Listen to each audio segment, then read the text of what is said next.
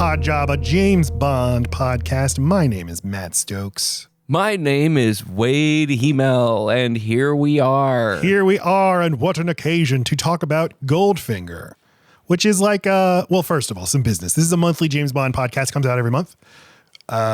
Sister podcast of my main podcast, 1 Week Rental, where we dive deep into a different movie. Please subscribe to that if you haven't already subscribed. We cover and cousin podcast of the house, the last house, the next house down the block. The lamp post up ahead. The signpost up ahead. Yeah, we're not really talking about that right now. Oh, great. I am scheduled to record with Patrick tonight. We will see if that actually happens. Hell yeah. What's up, Patrick? If not, this section will be deleted. But so subscribe to 1 Week Rental, subscribe to the signpost up ahead, check out Wade's music, links in the description, and we cover the history of the individual James Bond movie and then talk about the movie itself. Check the description for timestamps if like the history doesn't interest you. But this is Goldfinger. And why wouldn't it? It's freaking I don't know. Goldfinger. I don't understand why someone wouldn't, but just in case. If you skip 1 second of this episode, you're beyond help. You're beyond hope. Second. This is like the James Bond movie, right? Yeah. Why do you think that is, though? It kind of sets the template for everything that would come after. Yeah. There's a lot of Bond movies that either directly or indirectly reference it. They follow the beats. Yeah. There is this is the first one where it's like, wow, this guy who's richer than everyone just wants to own the world or fuck it up or something, and that would become a trope. Mm-hmm. And everything seems, as you're watching it, every shot, every line just seems like we have arrived. This is Bond fully formed. Yeah. You were saying this is, besides the Pierce Brosnan movies, the Bond movie you have seen the most. And probably just one of the movies, period, you've seen the most, right? Yeah. By proxy. Yeah. Definitely for me, besides the World Is Not Enough and probably Casino Royale, it's the one I've seen the most. But I think it's been parodied so many times, and really it's just The Simpsons. It's You Only Move Twice, that even when I've seen the movie, I've seen Goldfinger probably 10 times, but when I'm watching it this week, I'm like, but wait, doesn't he escape from the laser table by throwing a coin into the laser? And it's like, no, that's The Simpsons.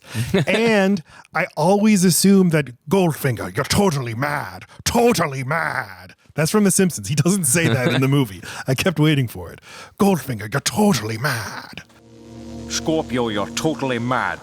I wouldn't point fingers, you jerk. Sure, do you expect me to talk? I don't expect anything from you except to die and be a very cheap funeral. Instead, he is like, Goldfinger, you fucking rule. I love this plan. This is great. I love how into the plan, Goldfinger's plan, he is. You got room for one more? It's inspired. Like he really, really seems engaged right there. But yeah, it's you said it perfectly. Like it has all of the beats that they were always like, from now on, they're like, this is what we are either recreating it or we're consciously trying to like swerve away from a Goldfinger. From all the tropes that Goldfinger established. But like when Sean Connery left and they recast him with George Lazenby, and then the audience didn't like it very much, they're like, well, okay, we need to get back to where we once belonged. And so they brought back the director, Guy Hamilton, and they brought back Shirley Bassey, who sings the theme song. And they were like, can we just do Goldfinger again? And they tried with Diamonds Are Forever. So it seems like always the intentional, like a different mineral even. Oh, right. That's right. Not as good for smuggling, but it's like that's always what we can do. We can just go back to Goldfinger, and people will always be like, yeah, I love Goldfinger and I love this. That's a good point. It feels like you can draw a pretty straight line through Goldfinger to Diamonds Are Forever to Moonraker. You know, Moonraker just being like kind of the insane extreme end of that. Yeah, and has Jaws, the henchman in that, doing things that, because these movies sometimes get scrambled in my brain, I think like, isn't Odd Job the one who does that? No, that's Jaws. Right. It is the James Bond movie. I think it's probably, in lists of the best Bond movies, it's usually at the top or like very near the top. But is it your number one favorite? Number one favorite? Or just, I don't make a distinction between best and favorite. Okay, lots of people do. I would say that definitely a case could be made for the best, but just because we grew up in the 90s, the other golden one from the 90s is probably always going to be my sentimental favorite. Yeah, GoldenEye. But Goldfinger is up there. It's it may even be number 2. Yeah, I think that there are some James Bond fans who would like reject that. Like, it's like if you're a fan of a band, you're like, well, I'm never going to say that their most popular song is my favorite. Right. The hit album is, that's not what the real fans go for. Yeah, I do love this movie. It's a blast. I watched all of it one day, and then watched it all again the next day. I wasn't bored at all. It goes down super smooth. I think I still rank it below the other two we've covered so far. Below? Or maybe right on par with Dr. No. I do rank it below From Russia with Love. We'll detail why. Not to say that it isn't great. It's great. It's a blast. It's so good. In an episode where the hot takes are probably going to come few and far between, we got to wow at something. No, I know, because when you're talking about like the very best of the best, you just have to like amplify the small distinctions. And I think absolutely, From Russia with Love probably I think it's probably a little better directed. Maybe it's a step down to move from Terrence Young to Guy Hamilton. But the action in From Russia with Love is better. And I think Pussy Galore, I think she's a lot of fun, but she's in very little of the movie, and don't feel any connection at all between her and Connery, like whatsoever. But it is cool. She is a good character, and it's a good performance. I find her performance to be pretty great considering why she has no chemistry with Connery. I feel like that's intentional and is something that they couldn't just come out and say in the movie. You're talking about the lesbian thing? The lesbian thing, specifically. Which I doubt they ever considered being in the movie, but do you think that they wrote it intentionally so that people who know, or that they're coding her to be a lesbian in the movie without ever saying it? I get that sense, but I feel like I've seen this movie 50 or 60 times. So I'm of course I'm looking at it with a magnifying glass and a microscope. It's not that I don't see chemistry with them. Maybe it's not sexual chemistry. And obviously if she's supposed to be a lesbian, you'd see her playing it like, why do I feel this charge with this man? I'm not attracted to men, but I can't keep myself away from him. They just have so little time together. I think they just shouldn't have had the charge at all. I feel like it could have been just perfect if they had left it as, oh, we have a mutual respect for each other because each of us can beat the other up. Right. No, but no, that's not an option. He has to bed her. Not in 1964, it's not an option. He has to not only de-lesbian her, but de-evil her. Mm-hmm. She was I'm going to take part in this detonating a nuclear bomb, but then he had sex with me. So, then he had sex with me. He must have appealed to her maternal instincts. Maternal instincts? What the fuck? Like, oh, he's a little baby. That made it to screen. That line right there. Yeah.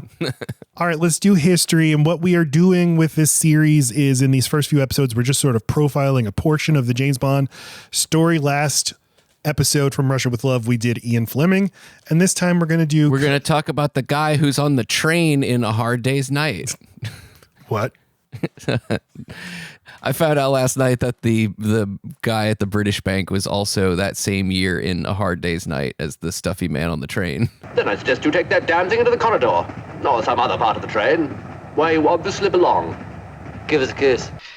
Gold, gentlemen, which can be melted down and recast, is virtually untraceable. Oh, the actor? Yeah. I was like, do you know something? I travel this train regularly, twice a week. Do you know something about Cubby Broccoli or Harry Saltzman that I missed? That they're in A Hard Day's Night? Just being silly again. Oh, like one of those foolish Beatles. Yeah. Please, sir, can we have our bowl back? Do you like A Hard Day's Night? I love it. Yeah, I watched it. Surprised.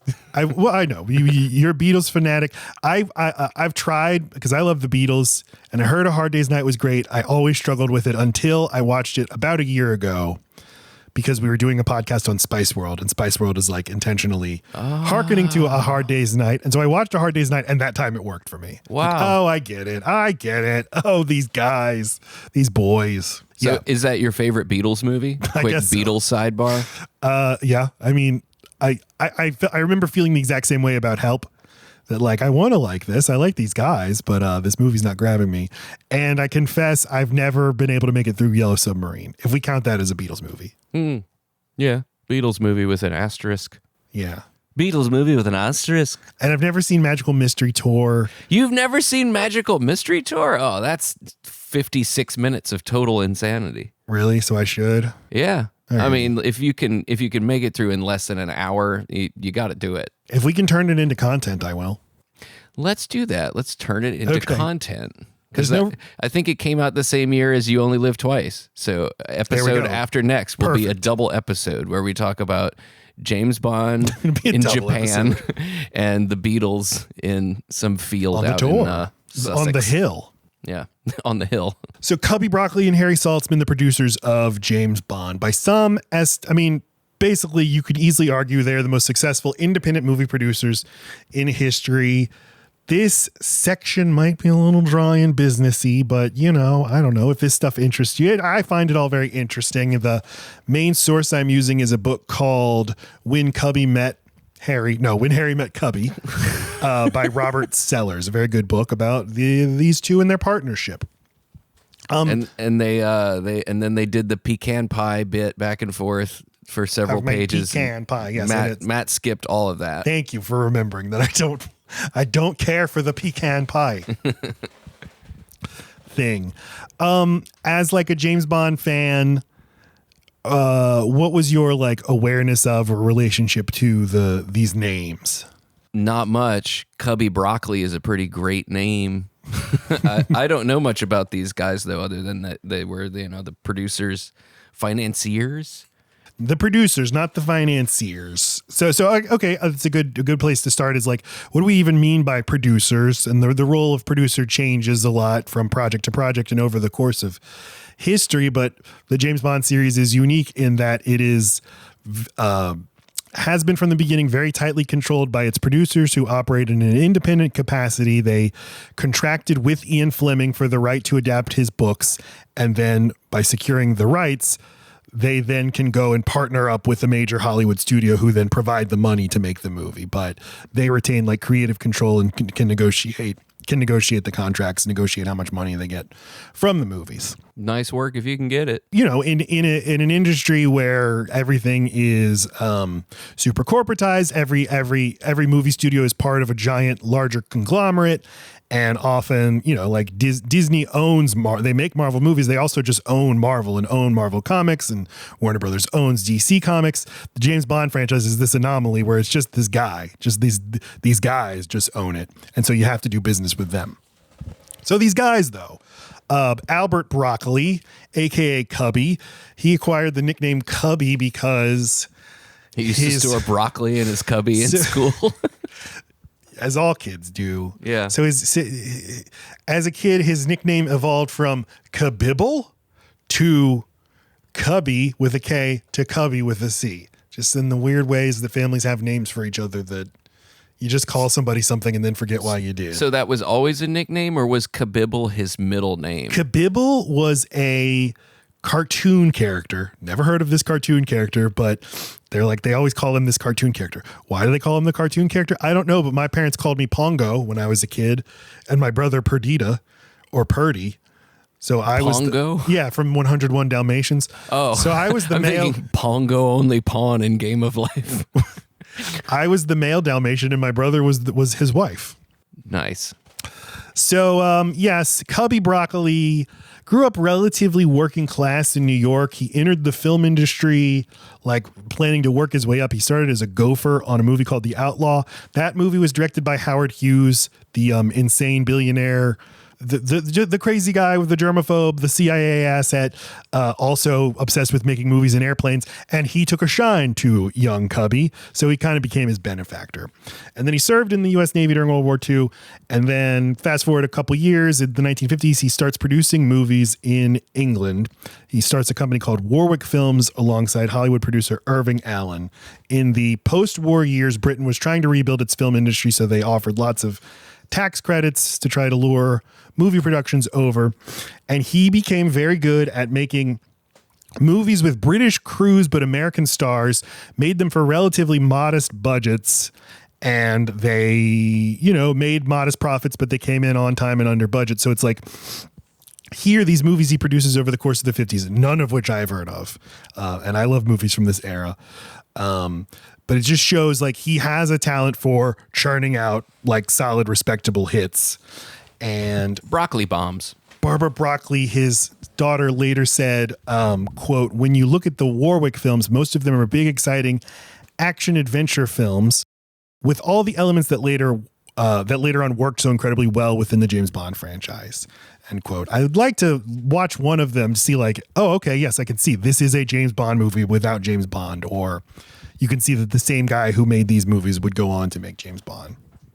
But he became obsessed with adapting the James Bond movies, and he had a meeting set up with Ian Fleming that he got called away from because his wife was having a medical emergency. So then Cubby, his partner, Irving Allen, has to handle the meeting, and he apparently does not handle it well at all, and so they do not end up with the rights to James Bond. Okay, Harry Saltzman, meanwhile, a Canadian gentleman, supposedly joined a circus in Europe in his 20s, and he kind of jumped around from job to job in the live entertainment industry, like circuses and stage shows, and then served bending bars and breaking chains with his teeth, perhaps. Yeah, like what's his fuck? Karen Bay. He served with the Canadian Air Force in World War II, and there's good reason to believe he worked in intelligence during this period. So yet another, the James Bond franchise littered with real life spooks and people connected to spooks, like Howard Hughes. And then became a very successful theater producer in Britain in the 50s. And by the end of the decade, moved into film production, but he was producing lower budget dramas, most notably The Entertainer, starring Laurence Olivier, which is nominated for 5 Oscars. And he is a pretty significant figure in the British New Wave movement of films.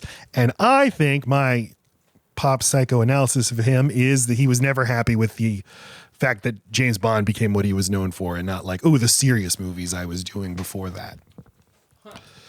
So you have Cubby, who's sort of like the entertainer, and Harry, more of the artsy one. And they, the way this worked was Harry Saltzman had the same lawyer as Ian Fleming, so he set up a meeting between the two. And Saltzman wanted to secure the rights to James Bond. So he got a 6-month option for the film rights. This is for $50,000. And that means that all he's securing is for this 6-month window, I'm the only person who's allowed to get a movie based on James Bond greenlit. But if he doesn't get it greenlit within 6 months, the rights go back to Ian Fleming. And he tries really hard to get a movie greenlit by a Hollywood studio, and he doesn't have the connections. He can't get it off the ground. So with a month left, he is introduced to Cubby Broccoli, who does have these Hollywood connections. And so that becomes Dr. No? So he ends up being introduced to Cubby, and Cubby's the one who really is like, no, I can do that. I know these Hollywood studios. I can go get us a deal.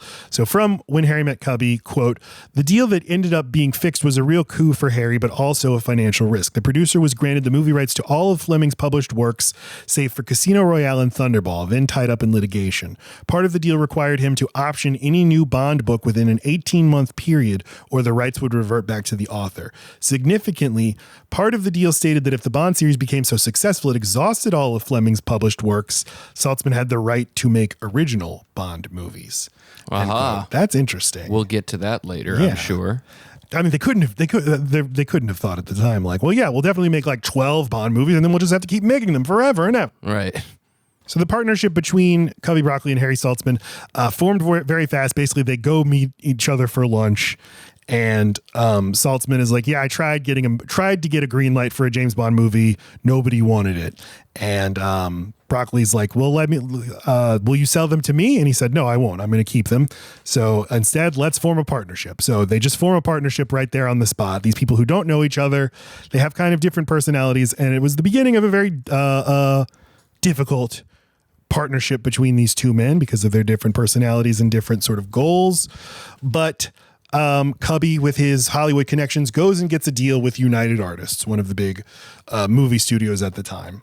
And so now that they have the green light from the big studio, the Dr. No, they can make Dr. No with a $1 million budget that UA is putting up. Now they go back to Fleming and they buy the film rights outright, like not just the option, but they get the rights to make all of his books into movies. Ian Fleming gets $100,000 per movie and 2.5% of the net profits. And then they kept Ian Fleming involved in the productions, but he had no official creative role. Like he didn't have script approval or anything. And to his credit, I think he kept himself at a distance. Like it's your thing, it's your movie. You don't have to come to me for anything, which is, I think, generally how authors should behave when their works are being adapted. Interesting parallel. I just finished the 1 week rental on The Shining that y'all did, which I loved. Great episode. Thank you and Laci were talking about how Stephen King just couldn't help himself. Yeah. And I think with King, he's like so early in his career. He'd had Carrie had been made into a movie, and Salem's Lot was made into a TV movie. But it's like, this is Stanley Kubrick making my movie. This is going to be the biggest thing, and they're taking it away. They're not interested in like my ideas for the movie. Right. Couldn't have the foresight to see that, like someone else has got this. You just need to sit there and watch, buddy. Right. I think with adaptation, it's the most interesting thing is, and you as a person who creates things, like it's very interesting. You and I have like shared songs with each other, and we will pick up on something that the person who wrote it never even considered. I never even considered that that's why I said that, or that's why that sounds like that. The beauty of collaboration. Of like different ears can pick up on a different thing. And like, that's the point. That's the point of adaptation. Yeah. So they set up Eon Productions, EON, Everything or Nothing Productions. Ooh.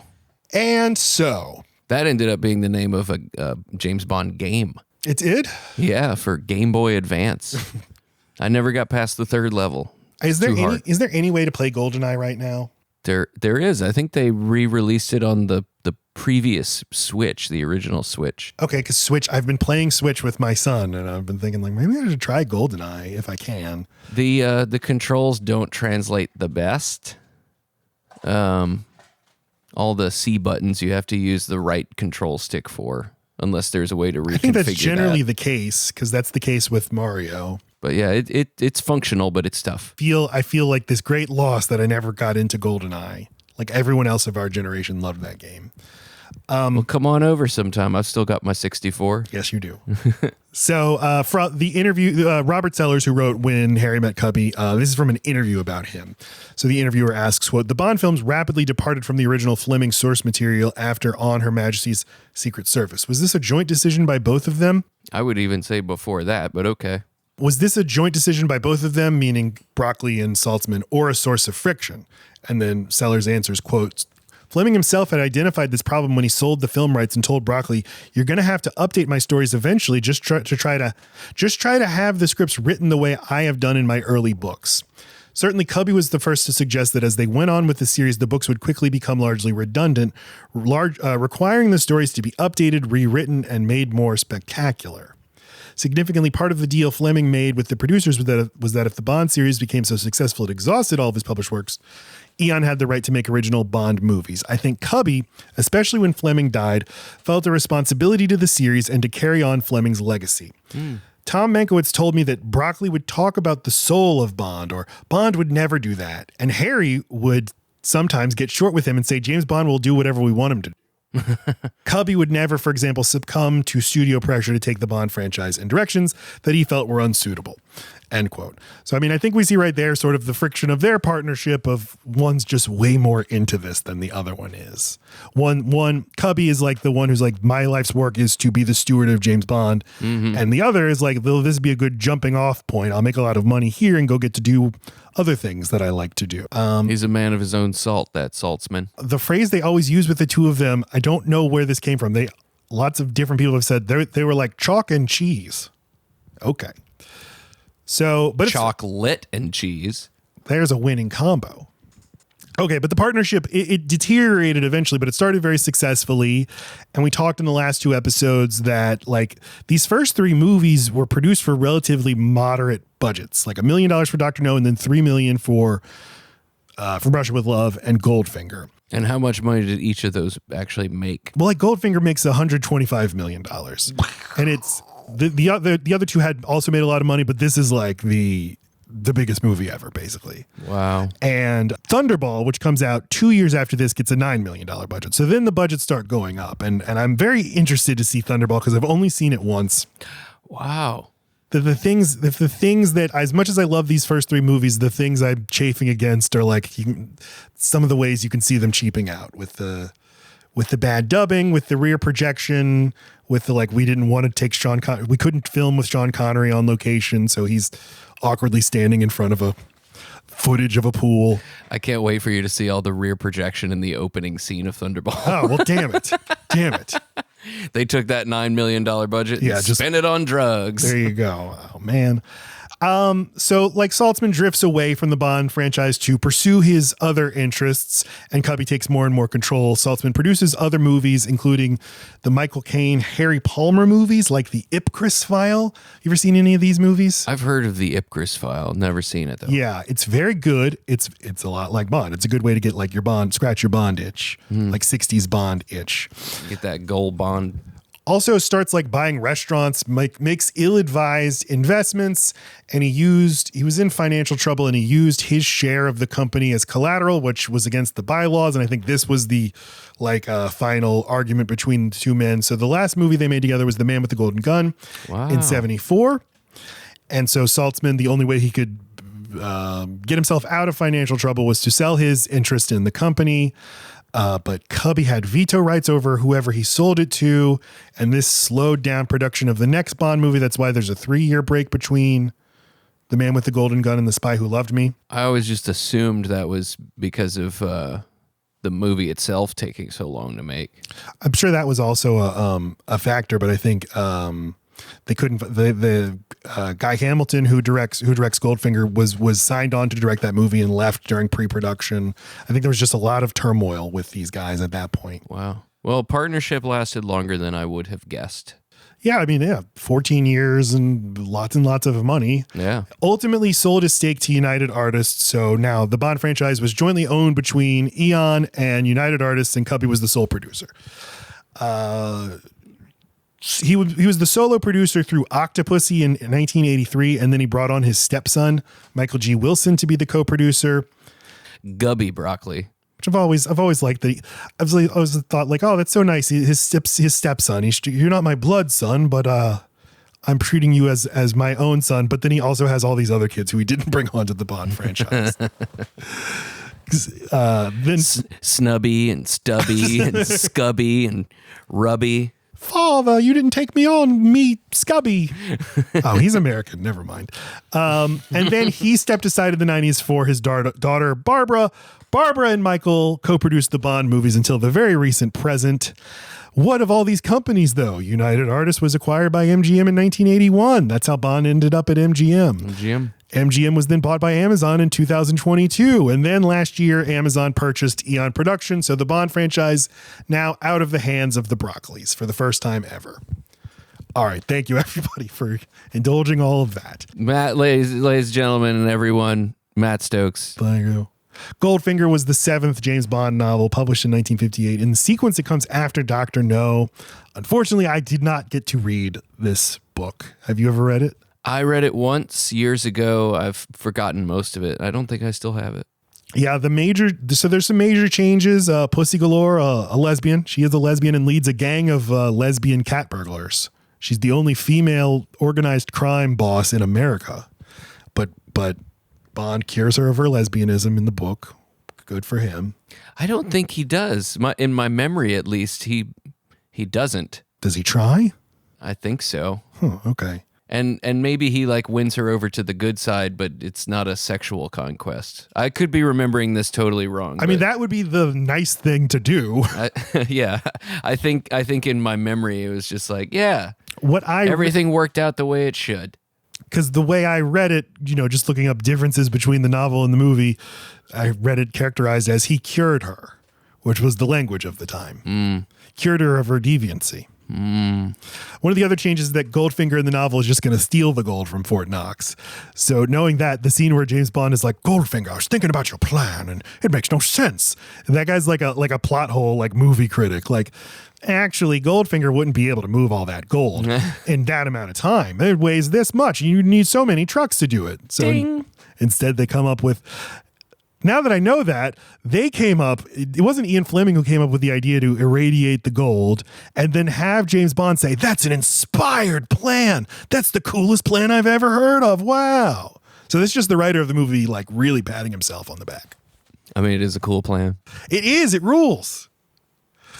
Guy Hamilton directed this movie. Terrence Young was in a dispute over pay for Remo? I was going to ask you about Remo. If you know Remo Williams. I have no idea what it is. Damn it. I thought you might. I got you. Remo Williams' The Adventure Begins is the last movie that Guy Hamilton directed. But yeah, Guy Hamilton had been offered the chance to direct Dr. No. He declined. He was friends with Ian Fleming, and he had worked in intelligence during World War II. All these guys work in intelligence. Wow. He was like successfully working in Hollywood. The Devil's Disciple with Kirk Douglas and Burt Lancaster was a big movie. The Best of Enemies with David Niven. That's what got him the offer to direct Dr. No. Who is David Niven? I recognize that It's name. just this old British guy. No, like a very, very prim and proper old British actor. I'm going to find out what I know him from. Okay. I think he was definitely in some wackadoo comedy with the ideas like he being funny. After Goldfinger, he directed a few more movies for Harry Saltzman. He would return to the Bond franchise with Diamonds Are Forever, Live and Let Die, and The Man with the Golden Gun, and was hired to direct The Spy Who Loved Me, but left because of all the drama. And then he was offered to direct For Your Eyes Only, but he couldn't agree to terms. He was a tax exile. He was only allowed to be in Britain for 30 days a year. Oh, he was in Casino Royale. Oh, there you go. Damn it. He was also in My Man Godfrey. Wasn't that an episode of your other show? Yes, that was in the remake of My Man Godfrey. Yeah. Okay. And was offered the chance to direct Superman in 1978, which he had to decline because they were filming in England. And he was like, I can't be in England for more than 30 days. And Batman in 1989. But the last movie he directed was the Bond-inspired Remo Williams' The Adventure Begins. Goldfinger, enormous hit. Earned $125 million. That's equivalent to $1.3 billion today. And that's like before international, like the box office was globalized. So that's basically just in English language countries.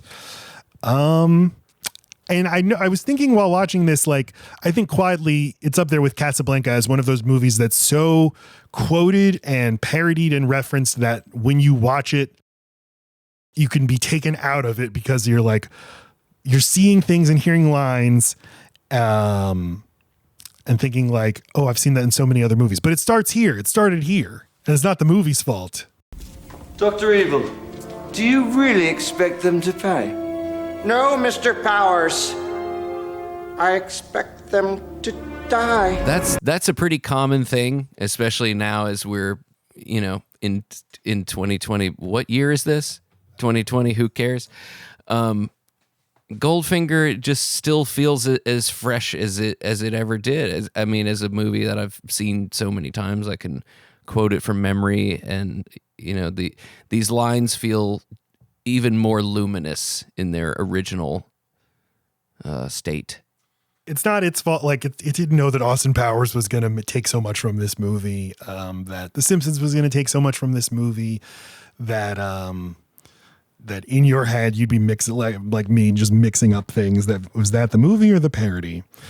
I don't know. Ian Fleming's Gold Member. Oh, and yeah, of course. And Goldmember himself, which I didn't remember the theme song ends with, "He loves gold." Right. We open up the movie with Bond invading, I'm seeing here, Venezuela and doing regime change. No, not actually Venezuela, very but good. This is like literally like this just happened earlier this week of them just sneaking into a Latin American country, being like, that revolutionary is not going to be doing any more of his business anymore.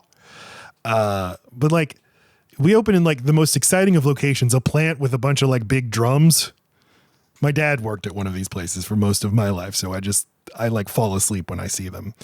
But I do like that he goes into one and inside it's like a furnished apartment. And then finds some like nitroglycerin and just sets up some fucking explosives on it. And then he goes over to a party and the explosion goes off and everybody runs away except for Bond, who remains a very cool customer. And then Fantastic. I love that the everyone panicking and him seeming almost annoyed by the panic. Yeah, no, that'll never not be effective in a movie. Goes over to talk to some guy and he's like, who's also not panicking, who's at the bar and says like, successful coup, my boy. Yes, it is. You can get on a flight for Miami in in 30 minutes or whatever. And he's like, but first some business. So in our last episode, we met Sylvia Trench for the second time.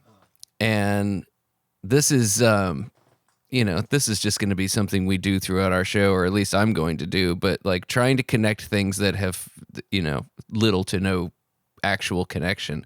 But what if this dancer in the opening scene of Goldfinger was just Sylvia Trench's next appearance in the movie? I was even wondering, do I know her?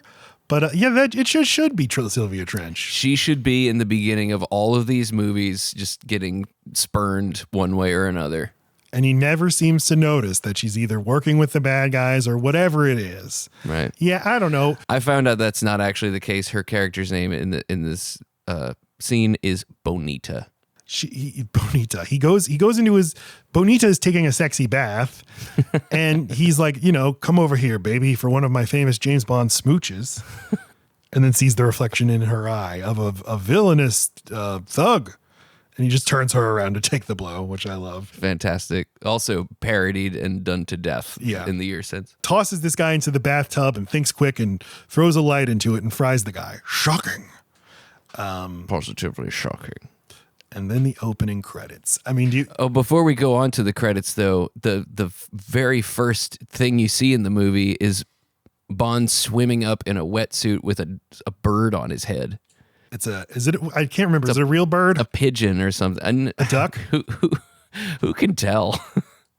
But yeah, then he's, it's a underwater breathing mask with a bird on top. So I guess so he can blend in. So he can swim just under the surface. Yeah. If anyone looks and, hey, that bird's got a head under it. Thoughts on this cold open? Do you like it? It's great. It's one of the best. One of the best. I don't know. I always forget about it. I can never remember how Goldfinger opens.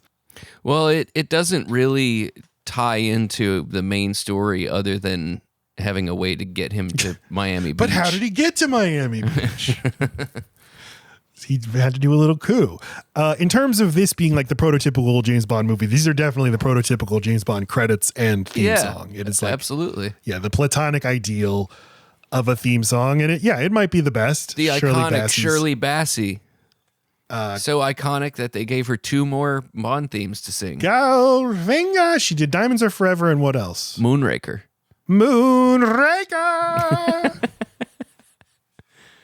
He's the moon. And Sean Connery's first time appearing above the title. How about that? His star has grown that much. Stuff I've seen this movie thousands of times. It's stuff I just would never notice if it wasn't for Movie Matt pointing it out. Glad I could awaken you to this nerdy thing I've been obsessed with since I was a kid, of where people's names are listed. Well, you track the progression of what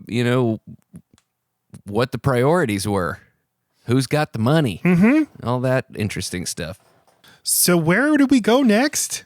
I don't know. Oh, Miami Beach. How could you forget? They only say Miami Beach 50 times. Yeah, the first thing we see is a plane pulling a banner saying, "Welcome to Miami Beach." Why would a plane be pulling that banner? Just in case someone on the beach forgot where they were. Or, woke up on the beach. It was like, where? Okay, so now you've got how many fantastic elements introduced all at once. The soundtrack, I'm just going to say right now, probably the best soundtrack to a Bond film. Mm-hmm. I mean, I think I agree, yeah. You get those big sweeping shots over Miami Beach with that swinging... No, this is the shit I'm here. I fucking love this. The Fontainebleau Hotel on South Beach of Miami Beach. Still there to this day. Looks like the coolest goddamn place in the world. The giant diving board, the ice rink. They still do ice skating. I went to the Fontainebleau Hotel. They offer it seasonally, but not annually. Wow. And James Bond very pointedly says, "I'm staying at the best hotel in Miami Beach." My favorite stuff in these early movies is just seeing him go to hotels. So it's just the best. And airports. We don't get airport in this movie, do we? I think maybe that's why I have to dock it half a star. That's all right. We're hanging at the swanky hotel. And then another thing, we've got maybe my favorite Felix Leiter actor. Okay. The only other one I would put up with him, and it was, can you tell me his name? I don't have it. Anyway, the one who gets eaten by the shark. He's in two different movies. The Felix Leiter that gets eaten by the shark. No, I don't remember his name. No, I don't remember any Felix actors' names other than Jeffrey Wright. Well, Goldfinger Leiter and Live and Let Die Leiter are my two favorite Leiters. Yes, it's just and he's not in. There's no Felix in From Russia with Love, right? Correct. So I mean, this is a pretty dramatic. I don't know. He seems so much older than whoever played him the first time. Yeah. But he's never the same guy. He jumps all around. Yeah. Except for those two movies where he's... Oh, and I guess they got a consistent Leiter in the Daniel Craig ones. Daniel Craig then they're interested in continuity. Which he's really good too. I forgot about. Yeah, he's great. He's great. That is I love the Craig movies, but I also love James Bond not caring about continuity. And in the Craig movies, they start caring a little too much. Like we need to tell one unified story, which I say, no, you don't. Right. Don't care. The Saltzman method. James Bond will do whatever we want. Exactly. Yes. They're at this hotel, and Sean Connery did not step foot out of England to film any of this. The only out of country filming he did was a week in Switzerland. So he is at like a country club and outside of London or whatever, and then sometimes awkwardly standing in front of a rear projection footage of Mr. Connery. When you say you're at the best hotel in Miami Beach, we need you to believe it. We need you to can you say it one more time for us? And I texted you to try to poison you with this of notice how many times they say Miami Beach. It is never Miami. At the best, the Miami Beach Police Department. Even M, when he goes back to talk to him, is like, yes, I heard about your exploits in Miami Beach. These people would all be shortening it to Miami. But like, I feel like the city of Miami Beach had to have money in this movie. And like said, you cannot say Miami. That's a different city. Unless you say beach afterwards. Yeah, we are a different city. Miami's a different city. I love to see Sean Connery just like pause after Miami and then turn to camera. Line. Beach. Bond is here at the hotel getting a massage from Dink. Dink. Hello, Dink. Who was also in A Hard Day's Night the very same year. Yes. Really? Yes. Good year for her. I think she was she played somebody in the casino, like when Paul's grandfather goes partying at the casino. I think she's the lady on his arm. Okay. So Felix comes over and he's like, hey, I got a message for you from your boss. I don't work for your boss, but I have messages. But here I am being the message boy. Yeah. Wants you to keep an eye on Auric Goldfinger. He's a guest at the hotel. He's British, but he doesn't sound it. And oh, there he is right there. And they just get right to it. This movie just gets right to it. Gert Frobe is Goldfinger, although voiced by Michael Collins. But this is a very successful dub, I think. Yeah. When you see the movie 65 times, you can tell when it's dubbed and because he had to alter his performances in order to get the proper speed for the dub. He was, famously not a good English speaker. And so his reading of the lines originally was not at the tempo that the filmmakers wanted. Yeah, so it's really impressive. And like, he might be the best Bond villain. He's the most iconic, maybe. And that it's a dubbed performance is all the more impressive by both him and by Collins, the voice actor. But man, the way he's just a big fat slob for a villain. I love it so much. And he's also has nothing to do with Spectre, which they keep returning to over the next several movies. So this one feels like it feels like the iconic template for a James Bond movie. But at the time, it really was kind of a left turn. Yeah, you're right. Yeah, having nothing to do with that world. The following 3 movies are so Spectre heavy that it's not really 4, I think. It's not until you get to Live and Let Die that you have another sort of rich gangster type who has nothing to do with Blofeld and Spectre and all that. Yeah, and I think they stopped doing Spectre for legal reasons, but I think it's just a good idea to get away from that in general. Yeah. Just this organization that controls everything, or that every villain we meet works for them. Right. And they got away from it. They did it at the right time, and they found the right guy. Combination of guys. He, Goldfinger, who is cheating at cards, and Bond right away is just being such a bitch to him because he goes up to the hotel room where he knows Goldfinger is staying, just goes up to a lady working in the hotel and like, say, let me into that room. But no, I couldn't. Oh, and he's just like, nah, go away there. It's such a great line read, the way he says, yes, I know. That's Mr. Goldfinger's suite. Yes, I know. He is at his maximum cattiness in this movie, Sean Connery. Smarmy bitch. So he goes into the hotel room and Jill Masterson is spying with binoculars for Goldfinger so he can cheat at cards. Maybe Goldfinger's sort of a Harry Saltzman figure who's like, he's not keeping his eye on the prize. He keeps getting distracted by other ventures like cheating at cards and cheating at golf. And all his business partners are like, can we just focus on Operation Grand Slam? Like, do you need to go fucking play cards on the pool deck and win $10,000? Like, yeah. I need a break from Operation Grand Slam. That's what he does.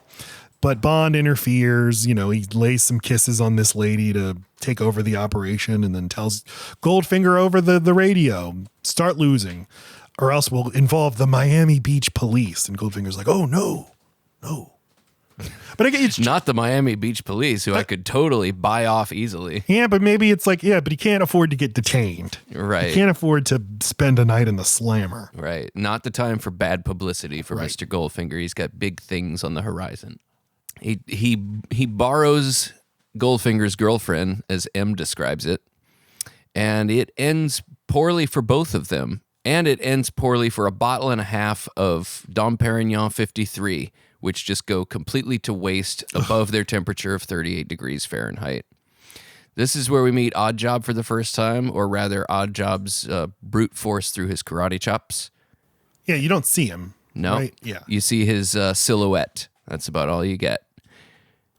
Bond is, they're having their fuck fest and eating their disgusting looking salmon and like beds of lettuce. The president is completely satisfied, and that makes 2 of us. And you wouldn't want to drink Dom Perignon at a certain temp. It'd be like listening to the Beatles without earmuffs.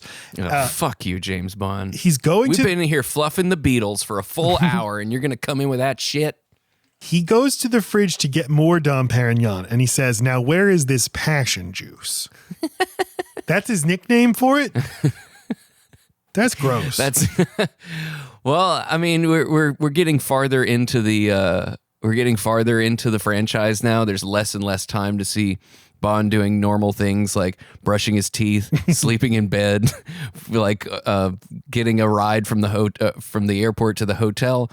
You got to just see him doing silly shit, like squatting in front of the fridge and looking for passion juice. This is a good point. Yes, it humanizes him. There you go. He does things. I have to squat and look stupid, and I have dumb nicknames for things too. Okay, it makes sense. Mm-hmm. And then Oddjob attacks and then kills Jill with gold, because we love gold. Painted solid gold. And Bond seems legitimately shaken up by this.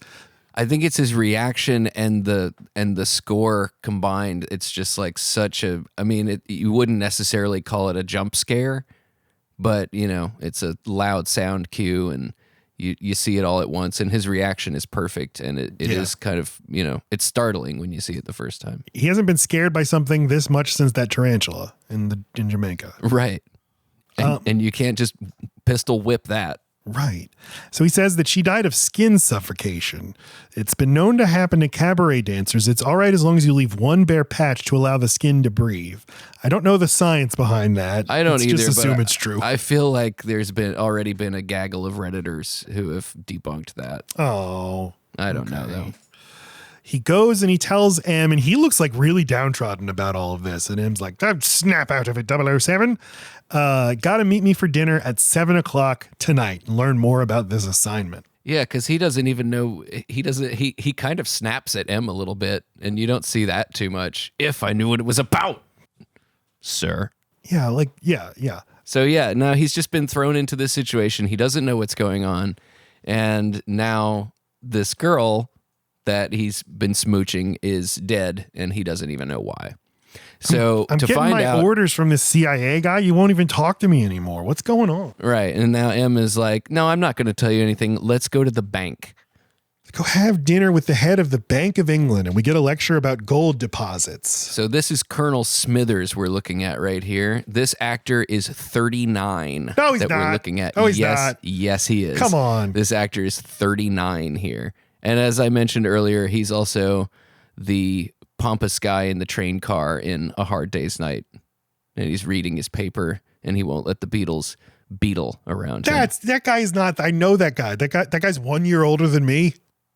That guy's 1 year older than you 10 days from now. That guy is, thank you. Yeah, he's 30 freaking 9. How many cigars do you think he's chomped? The life he has lived. That man has been these eyes places have seen shit. So World War II is over and he's only like 20 years old. Yeah. He's explaining like, oh, we take gold to gold. Here's the thing about gold, gold, we deposit it in banks. It's good, because governments need it, but it's bad because you can melt it down and then reconstitute it or whatever. And there's no way to track it. So it's very good for smugglers. And Goldfinger, he's a legit gold guy, but also we suspect a illegitimate gold guy. You know what I'm saying? So Bond, can you go figure that out, please? And Bond, who's not even listening, is like, hey, can you give me some more of that shitty brandy? And what's so shitty about it? And he knows just what. And they give him a Nazi gold bar. Go try to entice him with this. And then the Q scene, and the prototypical Q scene for the whole series. Because in From Russia with Love, where we met Desmond Llewellyn, I don't remember, does he say, now pay attention in that movie? I think he does when he's showing him the talcum powder bomb. Okay, yeah. Now watch very carefully. But I think here they've realized their dynamic is Bond doesn't take him seriously, and he's so annoyed with and Q is so annoyed with him for not taking him seriously. And they will play that dynamic up and down throughout the rest of the series. There are films where Bond and Q seem to get on really well together. And then there are just moments like this where they both woke up on the wrong side of the bed and Q's got no patience and neither does James Bond. But James Bond's not doing anything wrong here. He's not being mean or anything or dismissive. Just Q assumes he's not going to take me seriously today. I know it. I just know it. And I also love how he says, when he says if there'll be anything else, and Q says, well, I won't keep you for more than an hour that's or so. The worst if you thing give me your undivided attention. If I divide my attention, how long? If you're going to keep fucking around, then who knows when you get out of here. But no, that's the great, it's the first, you could have a first time for a scene like that and go, yeah, I can see how they would eventually get, but the Q workshop is we're fully arrived already. You're right. It's so iconic. There's other stuff going on in the background that's distracting Bond. The bulletproof vest, and to which he says, "It's not perfected yet." So yeah, I mean, like so many other scenes from this movie, this is the scene that they're going to do 25 more times. Yeah, that's so great. So they go to this country club that Goldfinger owns. We don't know he owns it yet. Do you think he loves golf because it's one letter away from gold? That's my head. Oh, Goldfinger. You just switch 2 letters around. And Goldfinger. You got love golf. a totally different movie. I'm gonna irradiate all the golf clubs in Britain. No. Inspired. It's an inspired deal. We also see Oddjob for the first time. Which have we mentioned that he's our namesake? Right. That's the reason we call the podcast that. Yeah. If you were wondering why is this podcast have such a dumb name, it's because we love Oddjob and we love dumb puns. This country club, the country club sequence, which is kind of great. Well, it is great. I love Bond's bitchiness. I love that he's, fucking with Goldfinger.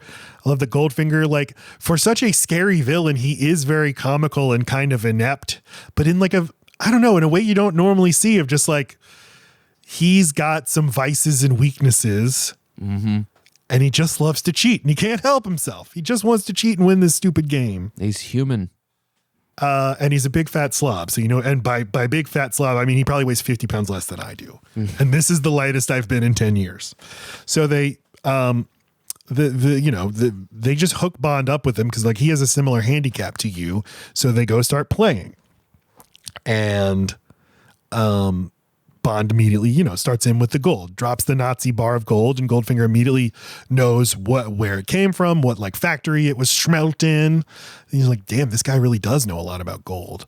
Do you think Goldfinger misses the putt because the gold bar is so heavy, or do you think he misses the putt because he's distracted? I think... Or are we not supposed to know? Well, it's like one of those questions like in Inception, like does the top stop spinning when the credits start? Like we can never actually know. Or did the credits start because the top stopped? Yes. I read it as he loves golf, but the second gold is anywhere. He's like, gold, huh? Mm-hmm. So yeah, it did cause him to miss. Yep. Unfortunately, there's things like cards. Golf is one of those things like cards where if it's in a movie, I can't actually follow what's going on because I don't understand it at all. Even if they're making it as simple as possible for me, like this is good, this is bad. I'm still like, I don't know. I'll take your word for it. But the best thing about this whole sequence is this old bastard who's Bond's caddy. Yeah. Who's Irish. Yeah. If that's his original ball, I'm Arnold Palmer. Perfect Irish accent. I thought for someone of the Isles, he did a really good American accent. He's supposed to be American? I read it that way. Why? This is not in America. It's not? No, this is in England. Then why does he sound like such a why does he have that sort of why does he sound Yankee like that? drawl? Why does he look like that? If that's his original ball, I'm Arnold Palmer. That's not how I hear it at all. All right, we're gonna have to drop it in. I'll drop it in post. Yeah, let's have drops. Because I wrote down thick Scottish brogue. Wow. If that's his original ball, I'm Arnold Palmer. It isn't. Bond wins because Goldfinger says they have to play by strict rules, and then he figures out that he's not using his correct. But what's the deal with the ball? The ball you found, sir? What's happening with the ball? Oh, apparently in strict rules of golf, you have to play your, if you even accidentally play a different ball, then you lose the match. And Bond knows that he does that, but he doesn't tell him that he knows. Right. Okay. Because anyone could have seen that he hit that ball way off into the trees, and Oddjob drops it out conveniently right near the fairway. Another thing from The Simpsons, which Mr. Burns and Smithers do in the Country Club episode. So now time to pursue. Well, he sneaks a tracker onto Goldfinger's car. Oh, you skipped the part where James Bond throws a hard-boiled egg to Oddjob in the car. Wait, what? He goes, I believe this is yours. And he throws him. Oh, right.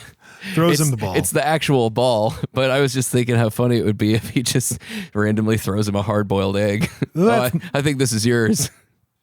And Oddjob just wordlessly crushes it like, fuck you. Yeah, a very cruel thing to do to somebody. Just throw this. Well, hard-boiled, it's not going to burst on them. Just throw them a regular egg. And they're like, oh, I'll catch it. Hey! So Bond needs to pursue him onto the continent. and uses an air ferry. And every time I watch the movie, I think that's so cool. An air ferry. Just put your car on the plane. And follows him to Switzerland. We go into the Alps and we're getting some really great shots of the Alps cut in with some of that classic James Bond rear projection. And a lady in a car passes James Bond and he's like, no, that simply won't do. And he's going to start pursuing her, which is exactly how GoldenEye starts. The whole thing happens because Bond runs a lady's license plate. But then he stops. He's even driving the same car. He is? Yeah. The Aston Martin comes back in GoldenEye. So GoldenEye was them being like, we have to get back to Goldfinger. Yeah. Which is funny how they do like 3 movies after GoldenEye. They're like, well, okay, it's been 40 years. We have to put tributes to every movie every 5 seconds. That's at that point. Yeah. Every Bond movie has to become about it becomes about all of James Bond movies. So it's just references and reckoning with the history of the whole thing. Whereas with GoldenEye, it was like, it's been 6 years since a Bond movie. You think anybody remembers anything about this? No, got to put him in the Aston Martin, chase a girl. They're in the Alps. James Bond has to stop himself from pursuing the woman who passed him on the road, but he does not take to this kindly and taking everything he has not to pursue her. But there's a really cool shot where Goldfinger pulls over to buy some fruit from a fruit vendor, and then Bond is on like a hill overlooking them, and then the camera pulls back to show the woman who passed him in the car is on yet another hill overlooking all of them and has a sniper rifle, and then she shoots at Bond. Or we think she shoots at Bond. Mm-hmm. We found out later she's just a lousy shot. Just a lousy shot. So Bond chases her down and shreds her tires and then acts like he didn't mean to do it. So he has to give her a ride to a garage. And I also love how the rifle shot echoing through the valleys of the Alps would definitely be audible the next switchback road down, and yet totally unperturbed by this. Nobody even registers that. It happens all the time. Firing a rifle. Yeah, Goldfinger's just like, peach. So he takes this woman who does not give her real name. We come to find out she's Tilly Masterson, sister of the woman who was killed and painted gold. So Bond drives by Auric Enterprises and then sneaks down to spy and sees all these Chinese factory workers. What?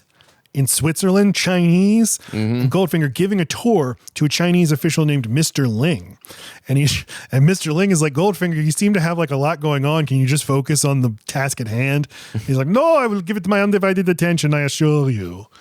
How does Goldfinger sound? I always think of him as German, but he's not supposed to sound German, right? He's British, but he doesn't sound like it. But what is the actual accent that we hear? I don't know. No, Mr. Bond, I intend to die. Villain accent. That's the best I can do. Villain accent, yes. Like vaguely Central or Eastern European and menacing. The most evil doesn't of have to be regions. placeable, just as long as it's not too Western. There you go. You're right. So he goes into the woods to spy from a distance, and then he runs into Tilly Masterson, who reveals she wants to kill Goldfinger, but she fucking trips the alarm, and they get hunted down. There's, cool car chase. We get to see Bond use the red button, and you get to see him use all of the stuff that Q told him about, and some more besides. All the best Bond movies, you don't hear everything that the gadgets can do in the Q scene. They leave some for later surprises. Oh, okay. So, and it's one of these things about this movie that I always assume him using the red button is like the climax of the movie, that's how he solves everything in the end. And I always move the scene where he's getting interrogated to the end of the movie, but we're not even halfway through the movie and we're at the interrogation scene. Amazing. Yeah. This climactic energy seething throughout the whole movie. It is the interrogation scene, the most famous scene in the movie. It is fucking great. It's incredible. It's so well shot. The music is incredible. And Goldfinger, the way Gert Frobe is playing him is can barely care about this. Has learned, okay, you're a British spy, but you don't know shit. So I'm just going to kill you. And I'm going to kill you in this really weird way with my gold laser. And Bond, Sean Connery, is playing him as actually panicked and just sputtering, trying things. What if I say I know Operation Grand Slam? What if I get replaced by 008? And none of it is actually working. Until he's just like, you know what? Yeah, okay, you're right. why even take the chance? Yeah, okay. Well, we'll not kill you yet. It's such a great interaction. I could go through it line by line, but I won't because that's tedious. But no, Mr. Bond, I expect you to die. Just one of the best lines ever. One of the best lines ever. And choose your next witticism carefully, Mr. Bond. It may be your last. And also, when he's trying to say that 008 will replace me if I don't report in, and he says, well, I trust he'll be more successful. And Bond says, he knows what I know. And he goes, you know nothing, Mr. Bond. Oh, it's fucking perfect. They just shoot Bond with a tranquilizer. There isn't. Bond does not escape with a quarter like in The Simpsons. I loved the tranquilizer gun detail this time around because like I'd never really registered the fact that the first thing that happens when he wakes up is Pussy Galore just points the gun back at him. Oh, I thought I'd wake up dead. This was a tranquilizer gun. Oh, shit. Just knocked him out again. He wakes up and stares into the eyes of a beautiful woman. Oh, fuck me. I must be fucking dead. You're not dreaming. I'm Pussy Galore. I must be dreaming. Honor Blackman as Pussy. First of the Bond girls who is not dubbed. You're just hearing a real voice. I love it. She was a TV star on The Avengers. No, not those Avengers, guys. The British TV ones. Because she could do whatever martial arts she did on that show. And they wrote this into the character. Great actor. Great voice actor for herself. Yeah. Just great all over. She's perfect. She is great. And I think a little older than the past two Bond girls, which is also kind of cool. More age appropriate. She is. Speaking of girls' voices dubbed, Bond girls' voices being dubbed. Yes. Jill Masterson, I think, from the beginning of the movie, and maybe her sister too, voiced by the same voice actress who dubbed.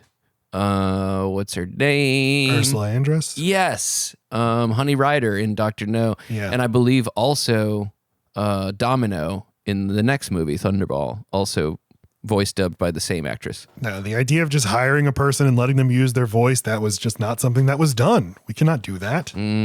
But that's one of Cubby Broccoli's tricks. If I've learned, you give me $3 million to make a movie. Here's how I can like film in Switzerland and film in Miami and stuff. We have to do little cheats like that. So yeah, I must be dreaming. Your name is Pussy Galore. I'm sorry. Yeah, Pussy Galore. How are they able to get away with that? What the hell? I don't get it. I found out from reading our beloved Wikipedia that for the American market, they wanted to change the name to Kitty Galore. the censors were That's like, not fun. well, why don't we? And basically their response was, if you know what Pussy Galore means, then you're not a 10-year-old. You're a dirty little bitch. That was the quote. And they're like, oh, good point. Yes. Okay. Yeah. So Pussy Galore, a lot of vagina. He asks her for he asks her for a martini. She brings him a lemon pfeiffer in a golden cup, and then she's like, I want to get dressed. And my Lee, the stewardess, says, well, no, you can't have your attaché case back because it was damaged when we examined it. Who do you think got that tear gas bomb to the face? Oh, good. I didn't even think of that. Yeah, no, she's dead. We don't talk about her anymore. She cried to death. Memory be a blessing. But they do just give him his regular luggage. Yeah, sure. Go change. Go. And it's been 6 hours since you shaved. So by God, shave again, please. Yeah, make yourself presentable for Christ's sake. I noticed every time Bond talks to a new sexual conquest in this movie, he's like, so you work for Goldfinger, but like, what does that entail? He needs to make sure they're not fucking him. Yeah. Because that would deter Bond, I guess. Yeah, I guess I didn't notice that either. He is constantly checking on that. So goes into the bathroom where now he is being spied on by the stewardess, but he can stand in just the right way because he's just that damn good. Has to shave, triggers his little distress beacon, and we keep like checking in with Felix Leiter and his CIA pals, and I like that there's a running gag of them being like, "Oh, James has got it. It's got it all under control." He's checking in, and I guess it was only this time watching the movie that it occurred to me: are they right? Is like this whole movie like James Bond being right where he needs to be, or right where he wants to be. Is that the joke? I mean, that's not really what James Bond is. He's not like this mastermind who's... No, he's lucky, if anything. And yeah, he's like, he reacts well and he make the most of a situation. But I don't know. I thought this is the first time it occurred to me. Is he always ending up where he wants to be? Like he knows this is what I need to do to complete the mission. He never really got any instructions. He's just he's just following as best he can. And so M is like, oh, he landed in Baltimore? I assumed he'd let us know. Well, you didn't tell him fucking anything, man. You just yelled at him about the brandy. Yeah. So they land in Kentucky. They get taken to Goldfinger's stud ranch, and we see Pussy Galore's flying circus of sexy babes who each fly their own plane. You can tell it's Kentucky because of the banjo music playing.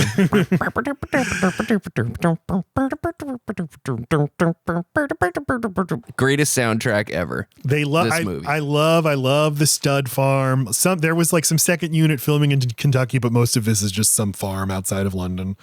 Goldfinger, again, very distracted man, got his hands in a lot of pockets, a lot of spinning plates in the air. Yeah, I also breed horses, and I love Kentucky.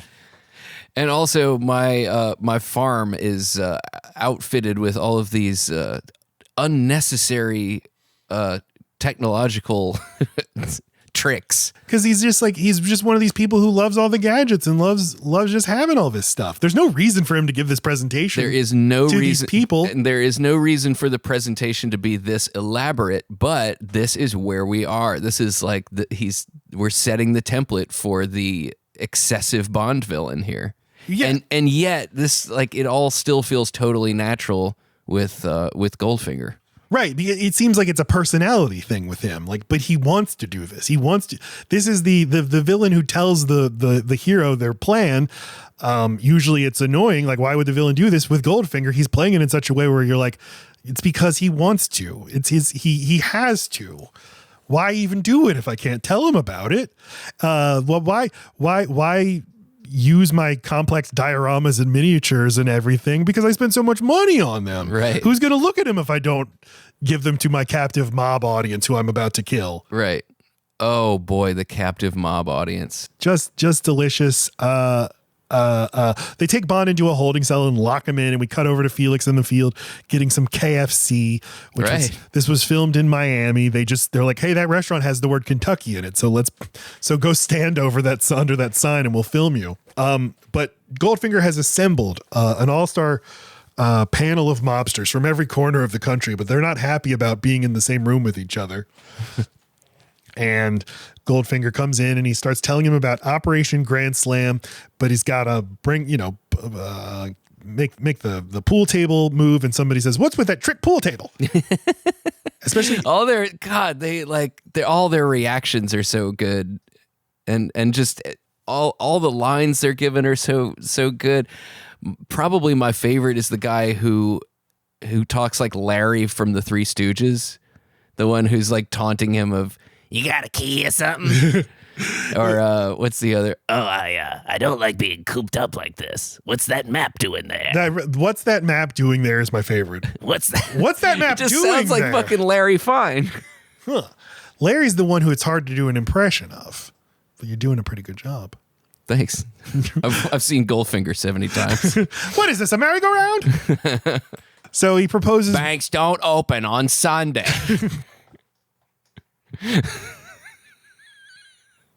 What are you trying to pull, Goldfinger? I propose, "Gentlemen, we rob Fort Knox, the entire gold supply of the United States," and everybody laughs at him. That guy Solo's going to wear a hole in his shoes. We're cutting back to Bond in his cell at his absolute bitchiest, just winking and waving and air high-fiving the guard who's standing there, and then does like the going down the elevator.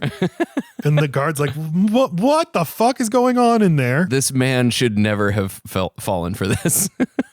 I would get up and investigate too. I know this is probably a trick, but what am I supposed to not go look? It'd be great if he like pulls out James Bond's like laser watch and just like cuts him through the door. So he easily gets out and just goes into the room that is like the under the diorama room. So he can just go stick his head up into like the miniature Fort Knox and hear everything. It's the one moment in the movie that we hear Gert Frobe's voice. Oh, really? Yeah. What does he say? The underworld will rock with applause for centuries. Oh, that's a good line. Then one of the gangsters, Mr. Solo, decides he's heard enough and wants to cash out and take his $1 million and leave. Get it? Solo wants to go off by himself. I was wondering, how did he get that name, though? So Goldfinger's like, gentlemen, stay in this room. I'll be back in a few minutes. Make yourselves comfortable. And, Bond is watching all of this, and then he gets attacked. We don't see his attacker, and then he looks, and it's Pussy, and he goes, Pussy? Pussy. Just the word poo and the word see. Pussy? Who taught you judo, Pussy?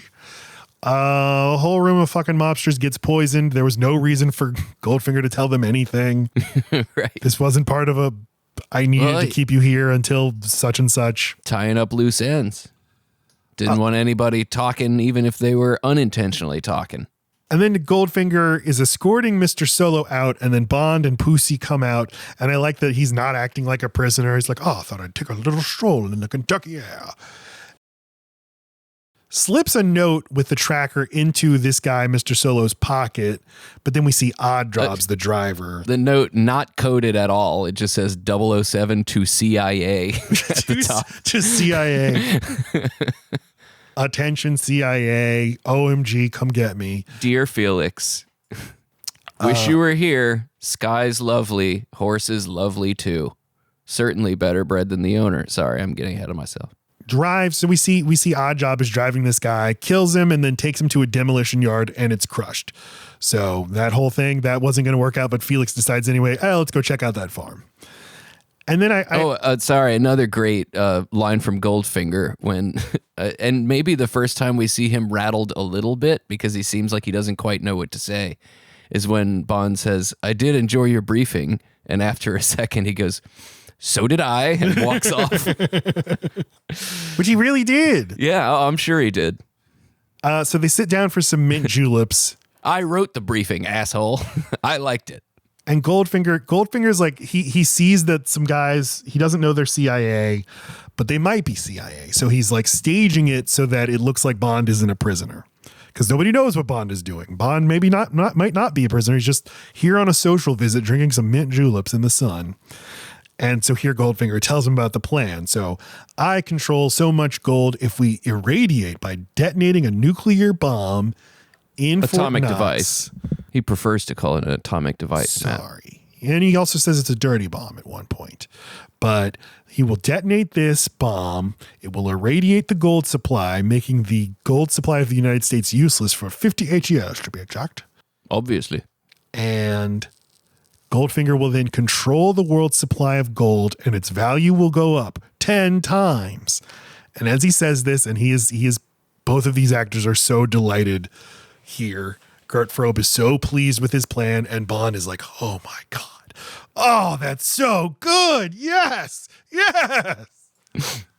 I would love to see him just an extra, or maybe like some handwriting from when he was in the cell working out his calculations. Yeah. 10 men would take 200 days to load it onto 18,000 trucks. I know. He's so good at everything. He also has to have like a perfect memory. He can't be dyslexic.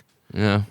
The Chinese government has given him the dirty bomb because they want to destabilize a political enemy in the United States. This is the first Bond movie where the villain is just a foreign government in a way. Mm-hmm. This is just the Chinese government. Or not a stand-in for the Russians. Right. Or a breakaway splinter group or whatever. Right. Then Bond and Pussy Galore go to a staple and he lesbians her. Why? Or like, I don't know. It's kind of abrupt. They just go, they judo each other for a little bit and then he just kisses her. And yeah. The kisses are enough. It's definitely not rushed, and it definitely aged like a fine wine, that scene. Yeah, so then Pussy's flying circus, it's the next day, and they're taking off in their planes, and they're dropping gas all around Fort Knox. Fort Knox, I learned, Fort Knox is the name of a vast, military installation in this part of Kentucky, but the gold depository is not technically part of Fort Knox. Everyone just calls it Fort Knox. So there you go. Fort Knox is not the gold depository. It is the garrison town that surrounds the gold depository. So that's why all the gangsters were laughing at him. You don't even know it's not called Fort Knox. Idiot. Dumb fuck. There certainly are a lot of shots of men just dropping down unconscious. As we will find out, I think they're all pretending. Yep. All of them? They're all, or either that or they have been instructed when they first get to boot camp. Look, if you ever see a plane flying low and it looks like it might be spraying something, just fall down. Fall down. That's all part of it. Just part of the training. If you see a plane, just drop dead. If you see a plane, fall down. It's a pretty common military strategy. So Goldfinger and his evil Chinese troops, they're going to move into the depository with the atomic device and with James Bond. He has to go too. And now we realize the presentation he gave was useful for the audience, though, because now we know every step of the way what he's doing. Mm-hmm. Kind of like Titanic. Here's how the boat's going to sink once it hits the iceberg. So we know. And I love that they handcuff James Bond to the atomic bomb, which is on wheels. And I love when he starts to pull it around and push it. Yeah. But pretty good physical comedy. I guess this is I do like all of this, but this is where I start to get a little okay, so Pussy Galore is not actually dropping nerve gas. The CIA are just pretending to be, all these soldiers are pretending to be asleep and they're waiting, and it's just taking me out a little bit too much of the movie. I totally feel you. I totally hear that, and yet everything that's come before, I'm just only too happy to suspend my disbelief for these 3 minutes. It's not like I'm not complaining in like a plot hole way or that I don't buy it. It's that I can't track it because like I watched the movie 2 days in a row. The second day I track it perfectly fine because I know what they're doing. But the first time I'm like, wait a minute, I'm not remembering what's happening. Why are they? She switched the nerve gas. It's just a little too much. It's not elegantly explained or depicted.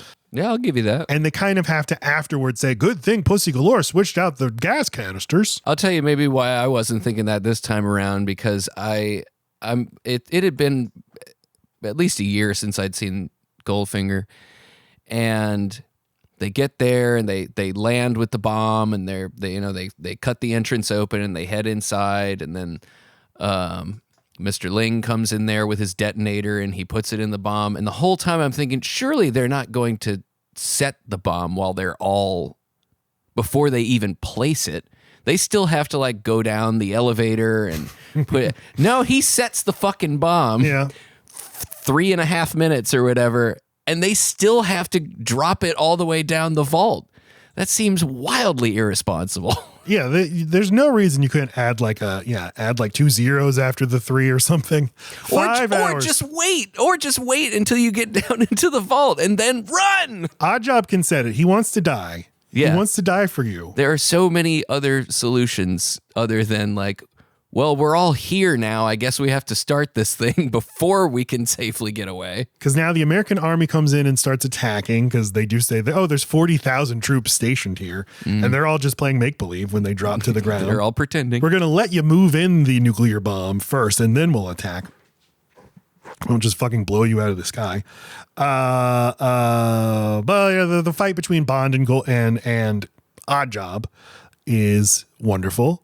Harold Cicada plays Oddjob, and there's a lot of dimensions to Oddjob because he is also kind of a bitch. He's a smug and gleeful bitch. He likes that he's much better than you. Mm-hmm. He likes showing that he can take a gold brick in the chest and it doesn't matter.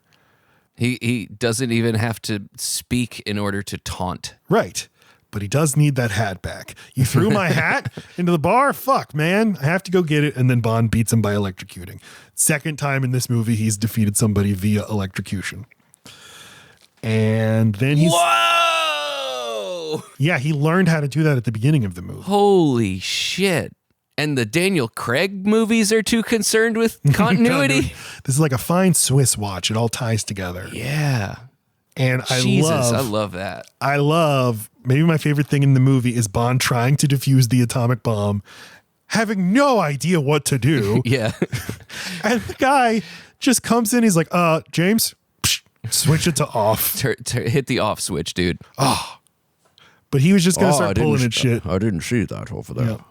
But Goldfinger has gotten Of course, away. what does the timer say when he switches it off? 007. 007, baby. Wow. But Goldfinger has gotten away.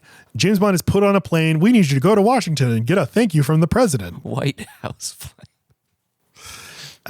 Thank you, Matt. You're welcome. With the great little joke, we told the staff to stock the plane with liquor for 3. Who else is going? No one, just you. Oh, you fucking drunk. I'm saying you're an alcoholic, James. Call me when you get back. So he's on the plane. He's like, I'm just enjoying this flight. Oh no, it's fucking Goldfinger again. Goldfinger comes out to shoot him dead, but first I have to give you one more speech. And James Bond gets to lecture somebody yet. I already told Pussy, you can't fire a gun at close range inside of a plane because depressurized cabin. And that's exactly what happens. Yeah, he's got too many hobbies going on, too many hands in pots to learn about airplane physics. Right, I think, but this is what he would have wanted, and get sucked out of the plane. It looks incredible. I love it so much. And then the plane's going down with James and Pussy. And how are they going to get out of this one? Did you notice the random guy in the background No. of that scene? There is another person on the plane who just disappears. R.I.P. You never really see his face. You do see him standing behind Goldfinger in like 1.5 shots, but he doesn't get sucked out of the plane, and we never see him in the cockpit. This is like one of those, there had to be janitors on the Death Star. Maybe this guy didn't have anything to do with the nuclear bomb, but he's his going job down. was just to walk behind Goldfinger and wipe his ass. Yeah. And Goldfinger's got a lot of legitimate businesses. This guy may not have done anything wrong. So, RIP to a great one. Goldfinger's dead, but James Bond and Pussy make it out via what do they just parachute out? They just parachute out. All right.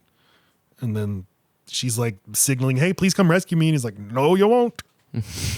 That's the movie. And she's like, but I have to go retire to the Bahamas. She's got to be so. I have to go.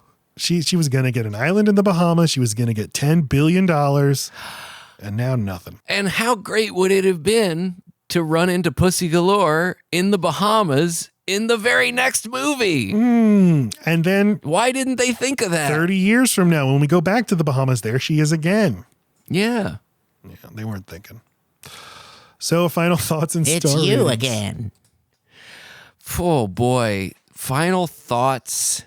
Great. Final star rating. I can't go lower than a 5. It's Goldfinger, man.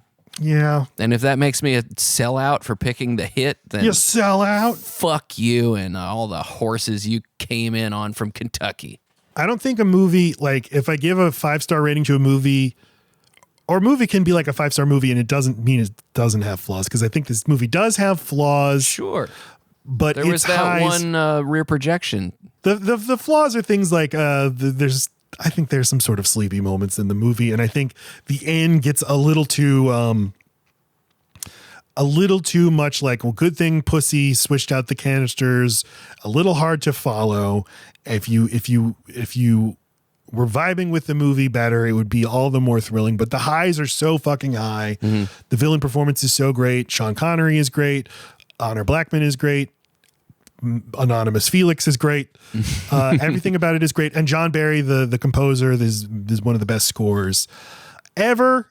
So 5 stars for this movie. Yeah, 5 for Matt. And John Barry, to his credit, like not recycling anything outside of the Dr. No James Bond theme quite yet. In the next film, we'll get some like musical callbacks to From Russia with Love. Okay. Which is appropriate since we're going back to the Spectre storyline. But yeah, every single piece of music in Goldfinger is one that I can like hum from memory. It's just great. I'm trying to remember, is anything we've missed? I took a billion notes while watching this. This is just one of the ones I've seen the most, and it's only an hour and 50 minutes long. That was another thing I noticed. It goes by so fast. It's one of the shortest ones. Yeah. And you wouldn't necessarily think so because of its stature, but I think that might be more like modern bloated runtimes kind of coloring my memory. Yeah, it's just illegal for movies, for blockbuster movies, to be 2 hours or less. The Runtime for Avengers Doomsday, out this December, was just revealed today. 3 hours, 45 minutes. That makes me tired just hearing that fact. My God. And No Time to Die was 2 hours, 45 minutes, which was absolutely unnecessary. But Goldfinger, very good movie. Check it out. Thanks, Broccoli. 1 Week Rental is our sister show, our stepsister show, so it's legal. Check out 1 Week Rental wherever you get your podcasts. Me and Laci dive deep into a different movie every week. Check out Rural Route 9, The Joy of Averages. That is me and Wade's band. We do the music for this show. And Wade's music, Wade Hemel, find him wherever you listen to music. Bandcamp, Spotify, Apple Music. Yeah, all the streaming services, Bandcamp, you can buy the record there. I don't know when this is coming out yet, but January 30th, there is a new Dash Rip Rock album coming out. I play drums for Dash Rip Rock, and this one we're really proud of. We made it in Water Valley, Mississippi. It's coming out on vinyl as well as all of the digital platforms. It's called A Song in Everyone. And then my other band, Incubators, that I play guitar with, at some point, hopefully this spring, we'll be putting out a single and a shorter length album, the album being called Suddenly I Am Trapped. So I don't know when this is coming out, but be looking for that. If it's out, and if it's not out, put a pin in it, because it will be soon. Yeah, links for all of that in the description, and just go ahead and follow Wade on Instagram. And you know what? Go ahead and follow Tom Petty and the Heartbreakers, who thought so much of the Shirley Bassey Goldfinger theme that they covered it. And just to keep up with what's going on with those guys. Yeah, definitely still a going concern. So check all of that out in the description. Thank you so much. We will return with Thunderball, which I'm very excited to revisit. The Sean Connery movie I've seen the fewest amount of times. Woo, that's interesting, because I've probably seen Thunderball as many times as I've seen Goldfinger. Really? That's another crazy sentimental favorite. I remember scuba diving and sharks. There's two of my favorite things. A lot of all of that. Yeah. All right. Thanks, everybody. Thanks, everyone. Goodbye. See you back at the lodge.